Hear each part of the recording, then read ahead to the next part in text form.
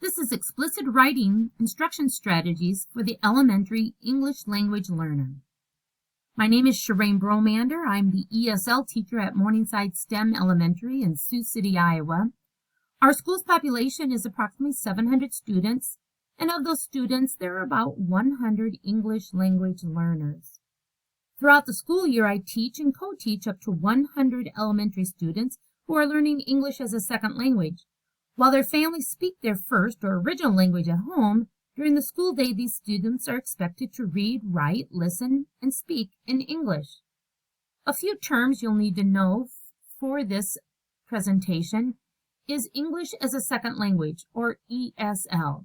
That is the name of the program that is provided to students throughout the school district.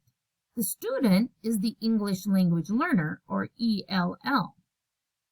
An annual assessment these students take is the English Language Proficiency Assessment for the 21st Century, also known as the ELPA 21. In Iowa, every English language learner, or ELL, from kindergarten to 12th grade is required to complete the English Language Proficiency Assessment. This ELPA 21 measures the student's level of proficiency in reading, writing, speaking, and listening to the English language. After completing the ELPA 21, the students will receive a score of 1 through 5, which measures their English proficiency. Level 1 would identify a newcomer to the English language, and a level 5 would identify proficiency in the English language. Once a student demonstrates proficiency in all 4 English language skills, he or she will exit the English language as a second language instruction program.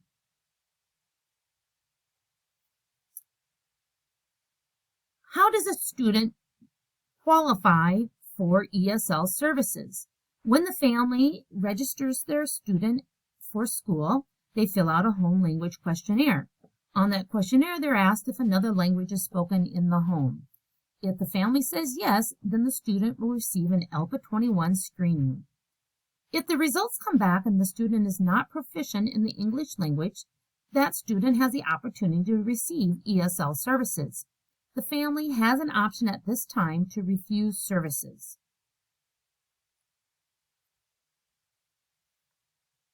The writing portion of the ELPA 21 is one of the more difficult assessments for the ELL to demonstrate proficiency. Part of the difficulty is due to ELLs learning to speak and write in English at the same time. When students have a difficult time demonstrating proficiency with the writing portion of the ELPA 21, they can't exit the program. Without writing instruction, the ELL may continue to have difficulty exiting the program. This study's purpose is to discover explicit instruction strategies that will increase writing proficiency in the elementary ELL, as measured by the ELPA 21. ESL instruction should include support in reading, writing, speaking, and listening. But, as I said, the second language writing has been neglected. The ELPA 21 has a standard that the student will write grade-appropriate, complex literacy and informational text and topics. The school district also has standards, along with the state of Iowa, which include writing a personal narrative, informational text, and persuasive or opinion text. In these writings, there should be an introduction, sentences that support the main idea, and a closing sentence. Also, the purpose is to increase teacher knowledge when teaching writing. Writing is a powerful tool of communication that allows students to express their ideas to others. Proficiency in writing is imperative for students' academic and adult success. According to the 2011 Nationwide Writing Assessment, results reported by the National Center for Educational Statistics said the majority of 8th and 12th graders did not write at or above the proficient level. This leads us to think that writing proficiency was not achieved when they were in elementary school, which created a larger gap of learning in their secondary courses. Research findings suggest that young ELLs and non-ELLs develop writings at the same way. Correspondingly, research conducted suggests that elementary writers have limited awareness of their own thought processes and language development. They'll write down whatever comes to their mind, usually in the simplest form. They lose track of the main topic, which results in unrelated sentences. Through this explicit instruction strategy, everyone will benefit. The ELL has a bigger challenge. Writing is the most difficult subject to exit the program. They're learning to speak and write at the same time. They're challenged to create detailed text fluently. They're dependent on instruction, have limited vocabulary, troubles forming word endings or tense. They lack the confidence. They require more time. And if there's too many corrections, you'll lose their motivation.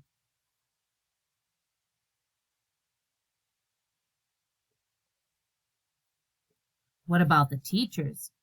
What are your feelings of teaching writing? Well, teachers admit writing instruction is difficult. They do not feel prepared, especially for instruction of ELLs.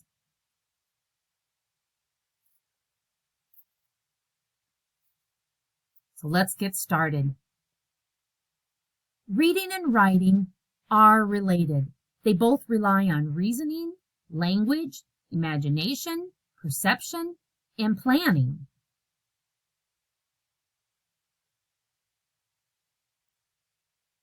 ELLs and non-ELL students with poor comprehension skills produce fewer main ideas, immature story structures, and have difficulty organizing a written narrative.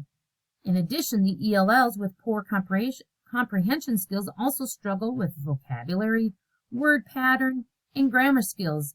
Writing should not be treated separately from reading. Reading and writing together create synergy with print. Teach reading and writing together. Equally important, educators should encourage ELLs to read outside of the classroom. This will help them build vocabulary. It will increase automaticity of word recognition, improve writing skills. Student-selected readings are important for them to enjoy what they're reading and create a relaxed reading atmosphere. Vocabulary is developed in reading and needed to communicate in writing. Students need a hearty vocabulary to be able to comprehend and communicate in a second language. Vocabulary plays a significant role in writing by the use of language in an active way. Learning vocabulary in a second language is different from learning vocabulary in a first language, because acquiring second language is a more cognizant and demanding process. There's two different kinds of vocabulary.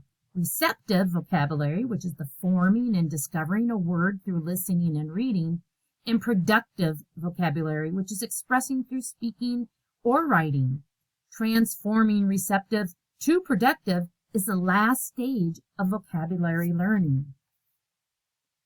Did you know that vocabulary knowledge of 2,000 words will not be enough for the student to exit the ESL program?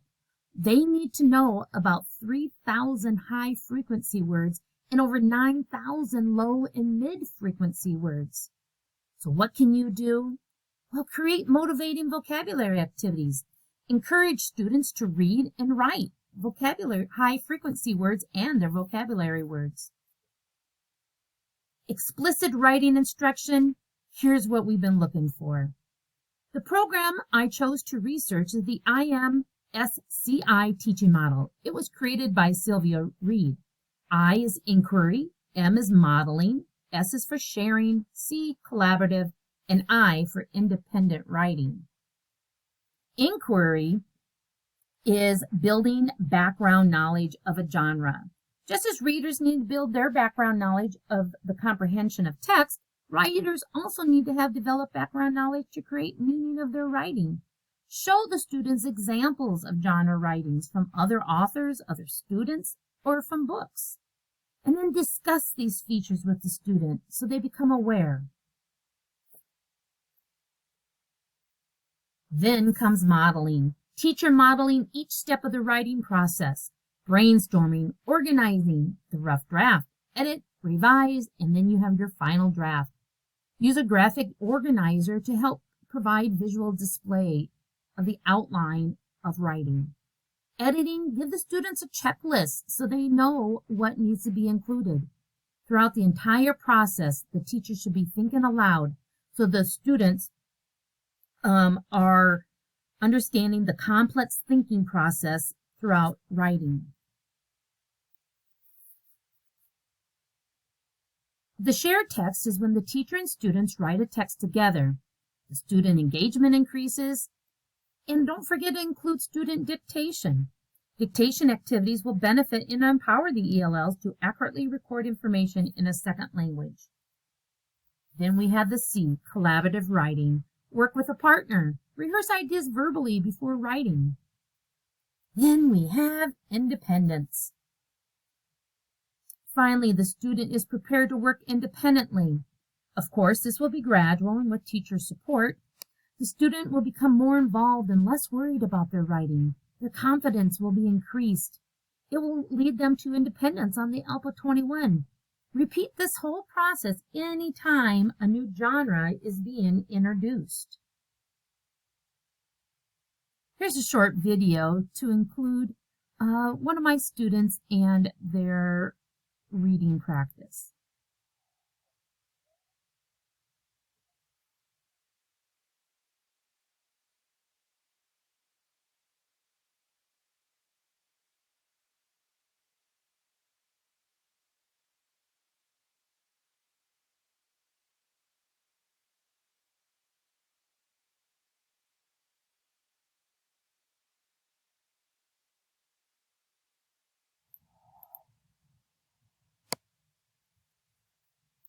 Give them an intended purpose and audience. ELLs benefit from writing activities that are authentic, have personal value, have a genuine audience, not just their classroom teacher. Academic language is built through purposeful activities. Students will want to use better vocabulary, organization, and details, and you'll be teaching them real-world writings. And time. Allow extra time for them to write. Don't rush. Provide daily opportunities to write. Give them timely feedback.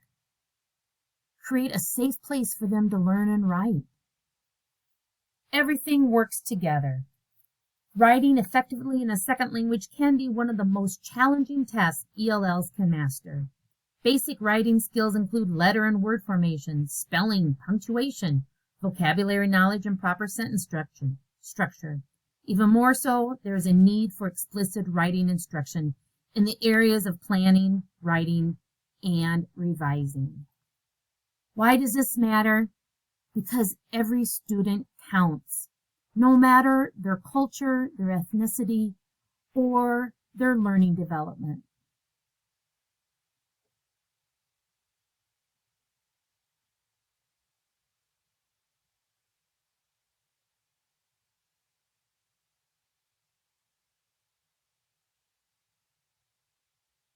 Thanks for listening.